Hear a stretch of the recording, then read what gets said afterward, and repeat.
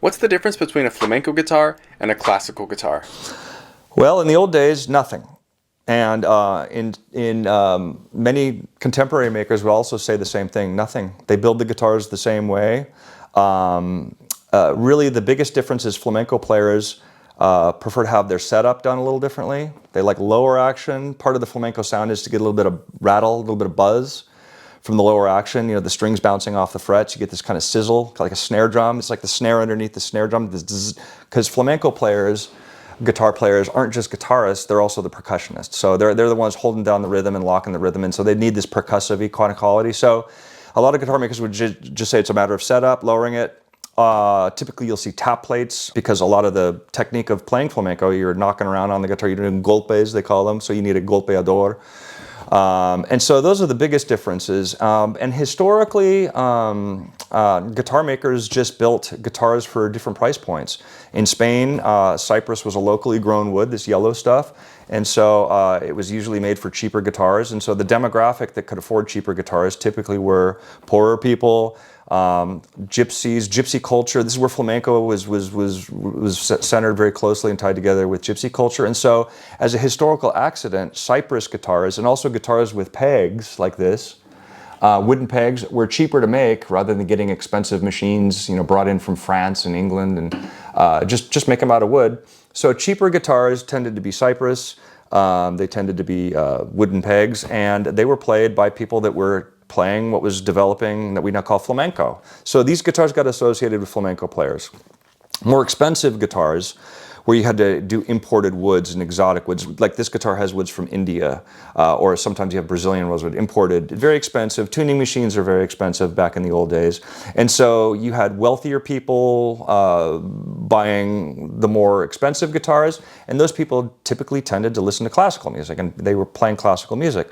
And so this interesting demographic split is what led to rosewood guitars with tuning machines and cypress guitars with pegs, as to, over time, becoming so closely associated with either classical music or with flamenco music. And an interesting thing started to happen in the development of the guitar is that you did have certain guitar makers who sought to go in and seek out how to maximize the flamenco-ness of a flamenco guitar and nuance the guitars. And you had this rise, really, you start seeing this with Santos Hernandez, makers like Domingo Esteso in the 1920s, where they started going after this sort of flamenco aesthetic and how can we make it different from the classical aesthetic in terms of sound. And so different experiments with the thicknessing and with the doming and with the way the guitars were built. And you have this really beautiful moment, I'd say mid-century, where you have Santos Hernandez, you have makers like Marcelo Barbero, and then this is a guitar by Arcangel Fernandez, who worked in the Marcelo Barbero shop. You have this kind of golden age of the maximum nuancing that can be done to make a flamenco as flamenco-y as possible. And that sound aesthetic ended up becoming known for its super speedy attack, really crisp attack. Not a lot of care was taken for sustain. Because flamenco players don't care about sustain. It's all about the attack of the note. Again, that percussive-y, drum-like sound that they're looking for. And also a lot of flamenco, there's picado and all rasgueado techniques where it's kind of rapid-fire, machine gun-like production of notes. And the sustain doesn't matter because the next note comes too quickly behind the previous note and so forth. That's the style of music. And so these guitars are known for their bitey, quick, snappy attack. You want a wall of sound at the attack. Guitars, or classical guitars on the other hand, want more sustain. The attack isn't as important in a class. You can have a little bit of a swell to the attack to give it a kind of a warmer kind of sound. And so guitar makers that went after and nuanced as much as they could to bring out the classicalness of bigger sustain, lusher sound, kind of a slower but warm attack to the note. You have makers like Fleta, like this guitar, who also, this is a cedar top. Once cedar came along, classical players went nuts for it. And the flamenco, there are some exceptions, but by and large, the flamenco world stuck with spruce, which is a brighter, crisper sounding wood that's most people would argue would be better suited towards towards flamenco music.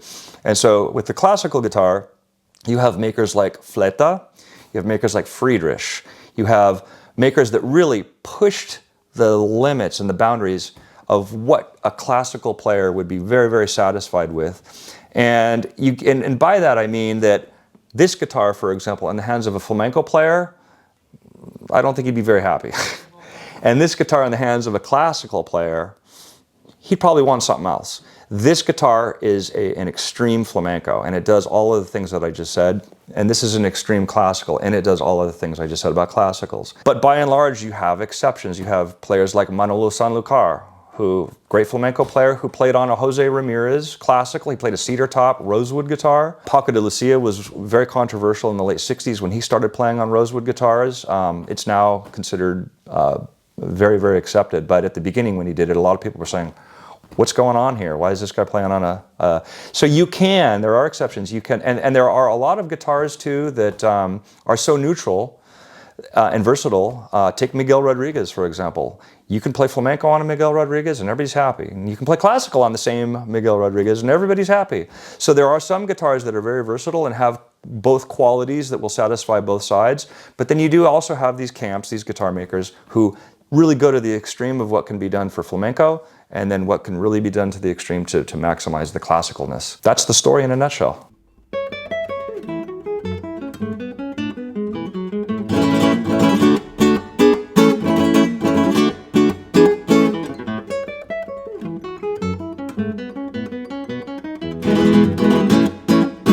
Now I know why the flamenco guitarists are so good at the rasgueados. Like, it's so easy. It's not that easy when I played on my classical to get a good... The classicals resist it. Yeah, exactly. I'm like, wow, that just felt so easy.